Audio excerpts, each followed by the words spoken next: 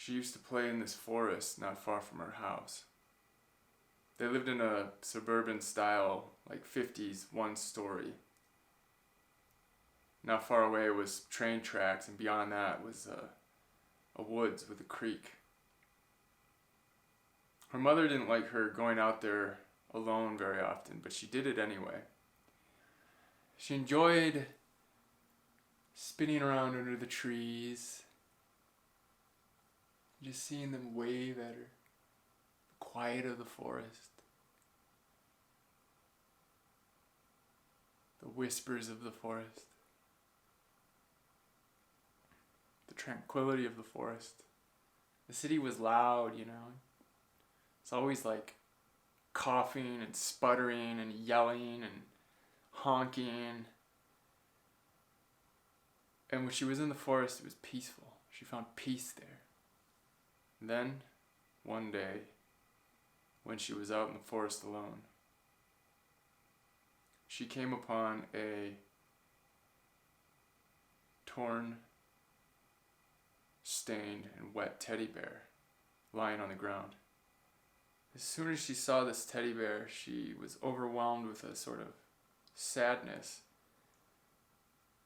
She picked the bear up, held the bear in her arms, and when she put the bear to her chest, she felt an overwhelming love for this poor, desecrated creature. And she decided right then and there she was going to bring the bear back home and care for it and nurture it and make sure that nothing like this ever happened to the bear again. So she brought the bear home. She named him Handy. She went about digging through her mother's crafting drawer so she could find a sewing needle to very coarsely sew up this tear that it had in its abdomen. And she poured dish soap all over the bear and started scrubbing him down and was squeezing out the suds when her mother walked in, who just had a raging headache from traffic at work. Just as soon as her mother saw her, "Sophie, what is that? What in God's name is that?" It's my bear." "Where did you get that?" In the forest? In the forest? Sophie, that could have diseases on it. You don't know where that's been. You don't know what's touched that. You need to take that outside and throw it away right now. "Mom, no, I don't know what I mean." And Lucinda, hearing the screaming, is like, "I can't fucking deal with this right now. I'm not going to argue about this shit. Give me the bear." And she snatched it out of her hand and marched outside, opened the tin lid of the trash can, stuffed the bear inside, and slammed the lid back down. Sophie was furious. "No!" She went to her room, slammed the door shut, wouldn't talk to her mother. And her mother, Lucinda, didn't mind that at all because, okay, great, I totally need a break from this child. And then after dinner, Sophie's mother and father were in their room. They went to their room, closed the door. "Sophie, stay here. We need to talk about something, okay? Behave yourself." And Sophie snuck out through the kitchen door, unbolted the lock as quietly as she could, pushed the squeaky screen door open, listened to see if anyone could hear her, tiptoed out around the side of the house into the driveway. The trash can was located right beneath her parents' bedroom window, and as she tried to pry the lid off, it was kind of stuck, and she didn't want to rip it open because it would cause a commotion. Eventually, she got it off, got the bear out, listening. "Is anybody here?" "No." "Okay." Put the lid back down, tiptoed back into her room, and she snuck the bear under her bed. Then when she'd come home from school the next day, the day after that,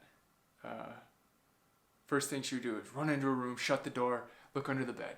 Okay, Handy's still there, thank God.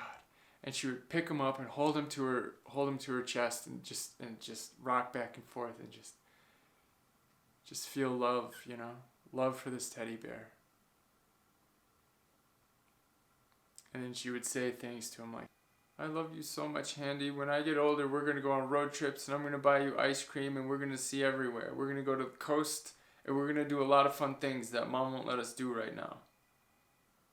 Well, a few days in, Sophie's mother and father sat her down at the kitchen table to say, Sophie, we have some terrible news. Your father's been diagnosed with cancer. And the doctors don't know if he's going to live.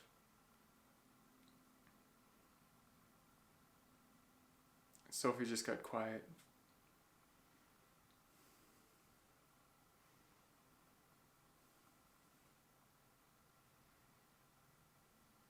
Do you have anything to say, Sophie? Because she knew the disease-carrying bear brought the cancer into the house. So she went into her room, put the bear in her backpack, and went back out to the forest where she had found him. She put him back down in the earth and just...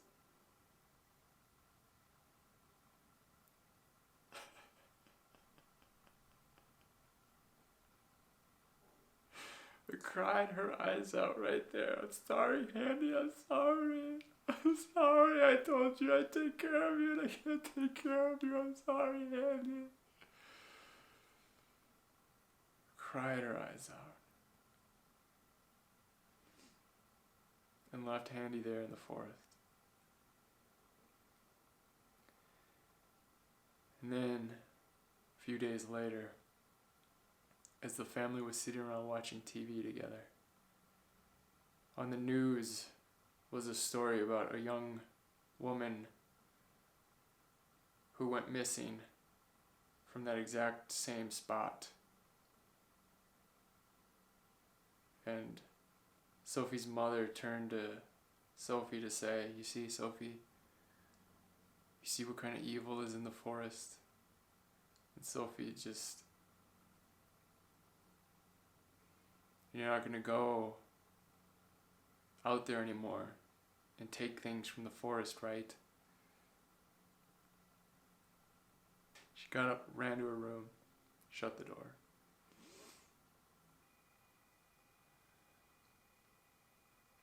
And that's the end of part 1. Stay tuned for the next episode. We're going to catch up with Sophie when she is almost 20 years later. I'll see you then.